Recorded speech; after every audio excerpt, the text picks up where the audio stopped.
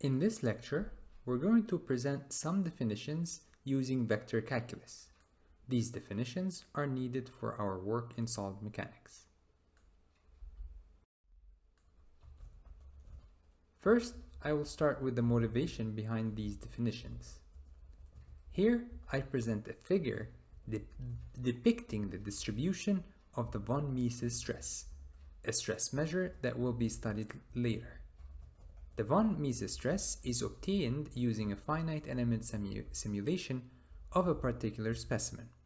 This picture represents what we refer to as a scalar field over the region D, where D is the mathematical representation of the specimen we are studying. Similarly, here you can see the distribution of the direction and magnitude of the maximum in-plane principal stress resulting from a simulation of a specimen. The vectors change their magnitude and direction according to the location within the specimen. This can be mathematically described by a vector valued map or function defined on the mathematical representation of the specimen we are studying.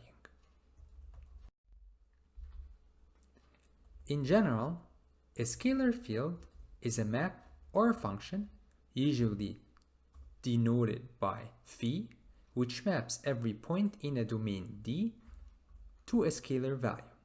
For example, consider the temperature distribution over a 3D object.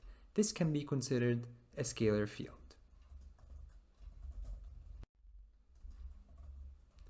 A vector field is a map that provides a vector for every point within the region D. The velocity and displacement vector fields are examples of such maps.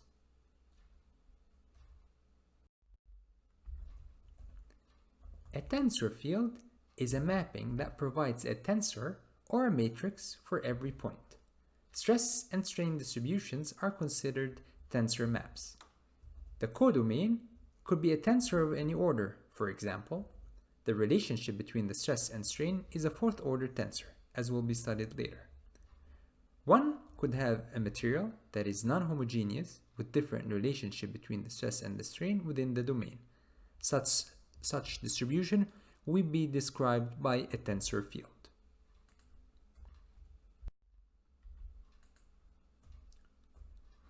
For simplicity, we are going to assume that these fields, the scalar, the vector, and the tensor fields, denoted by phi, u, and t, are functions of the Cartesian coordinates x1, x2, and x3 within the domain D.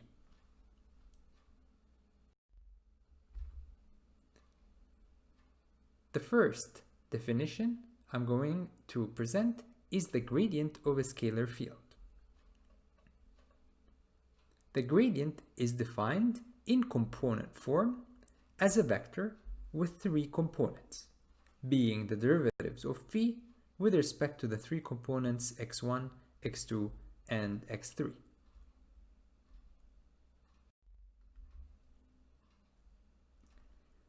Notice, if one chooses a different coordinate system, the components of the vector gradient of phi changes according to how first-ordered tensors change their components.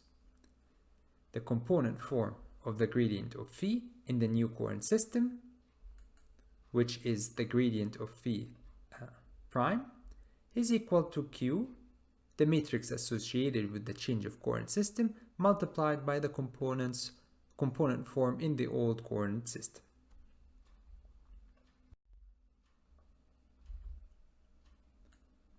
In many situations, when we have scalar fields, we are interested in the derivative of these fields along certain directions. Given a direction n, we're interested in the derivative of phi along n. This is called the directional derivative of phi.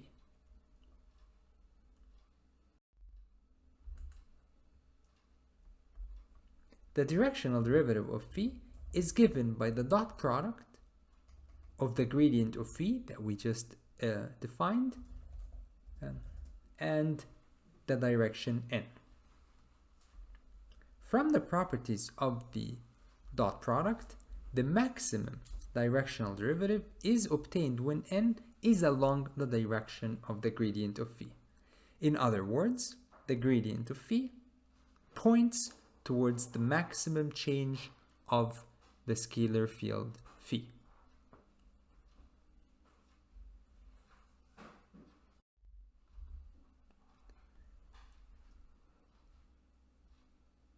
The next definition is the gradient of a vector field.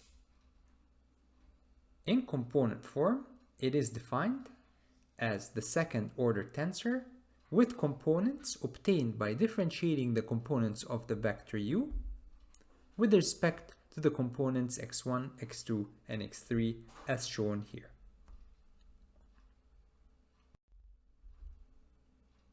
Upon a change of coordinate system, the components of u change similar to how a second order tensor changes. Namely, grad u prime is equal to q multiplied by the gradient of u multiplied by the transpose of q.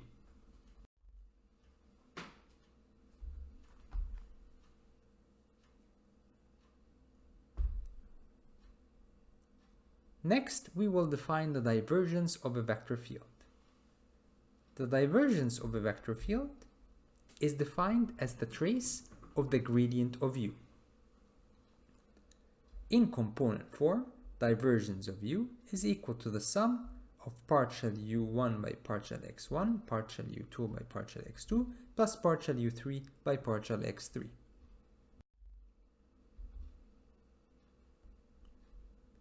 Next, we will present the gradient of a matrix.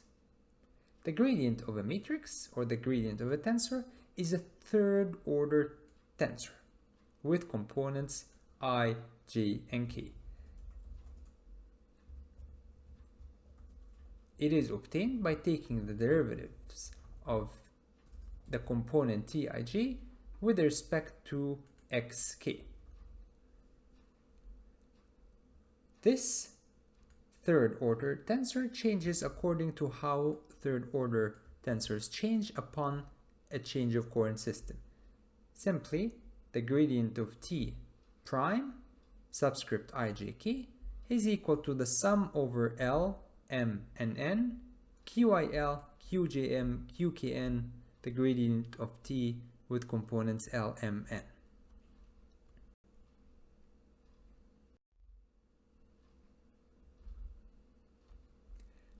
The divergence of a second order tensor t is a vector with components I. It is defined as the sum from j equal 1 to 3 of partial t sub ji by partial xj. Notice that in some mathematics books, the definition of the divergence has the components of t reversed.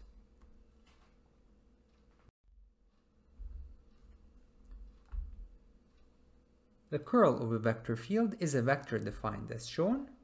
The ith component of curl u is equal to epsilon ijk, which is the alternator, multiplied by partial uk by partial xj. The Laplacian of a scalar field is the divergence of the gradient of the scalar field. It is equal to the sum of the second derivatives of phi.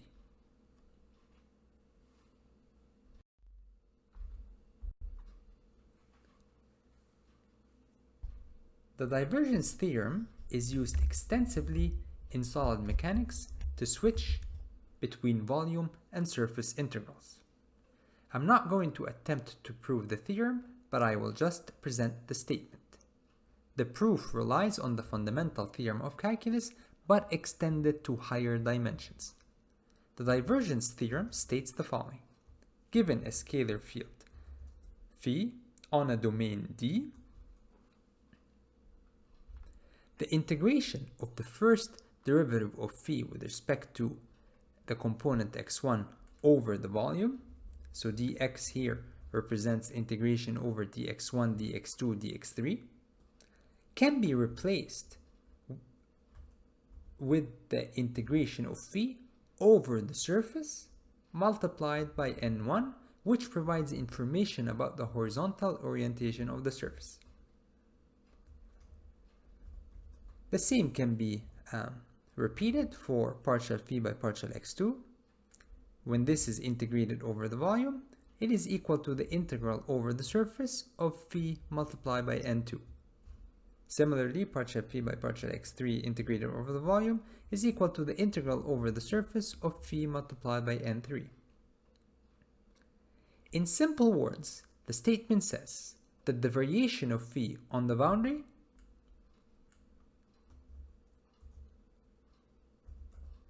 can be inferred from the variation of the derivative of phi inside the volume.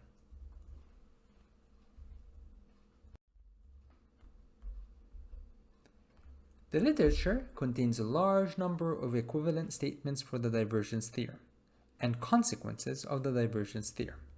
I have listed here some examples of other forms. They all can be deduced from the statement presented in the previous slide when using component forms. It is left as an exercise to use the component form presented in the previous slide to prove the shown formulas.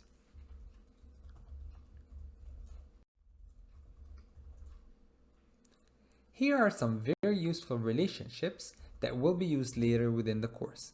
I will also leave this as an exercise for the student to prove them. I will attempt to prove only the first one.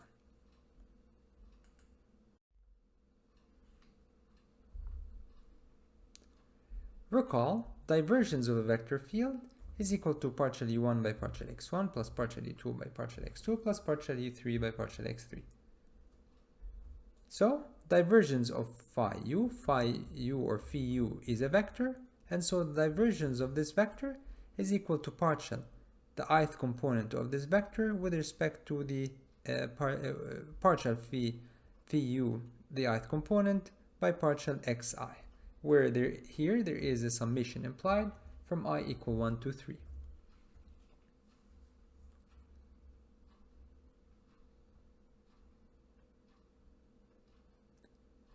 Using the properties of the partial derivatives, we can further write this expression as follows. Partial phi by partial xi multiplied by ui plus phi partial ui by partial xi. This first term, partial phi by partial xi multiplied by ui, is basically equal to the gradient of the dot product between the gradient of phi and u. Partial ui by partial xi is by definition the divergence of u, and so phi, which is the scalar field, multiplied by partial ui by partial xi gives me phi divergence u. And here that's the proof of the first statement. The other relationships can be shown similarly.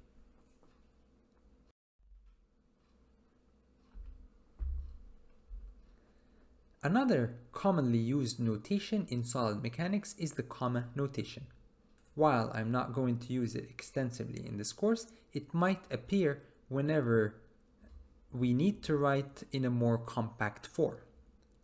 The comma notation is used to replace partial differentiation. For example, partial phi by partial xi can be replaced by phi or phi comma I. Similarly, the gradient of u, which is a tensor with components ij, which is equal to partial ui by partial xj, can be written in a compact form as ui comma j. The remaining examples are similar. Every time we take the derivative with a component x with a particular subscript, we replace it with a comma and that subscript.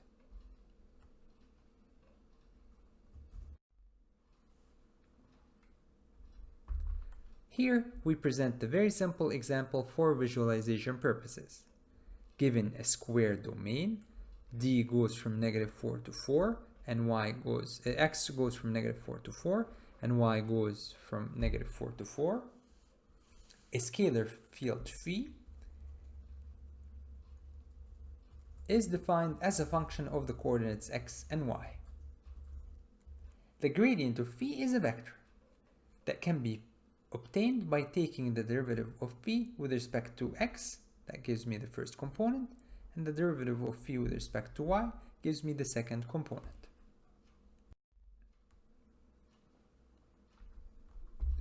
The first picture here provides a 3D plot of phi drawn over the domain, x and y, and the height gives me phi. Or we can present phi with a contour plot. This contour plot gives me the distribution of phi on the domain. The third plot provides the vector field of the gradient of phi. This gives me the direction of the maximum change of phi at every point. This fourth figure provides the contour plot superimposed over the gradient of phi. Notice that the gradient of phi is always perpendicular to the contour lines, because the contour lines give me the points of constant phi, while the direction gives me the vectors give me the direction of the maximum change of phi. The Mathematica code used for these plots is given in the online notes.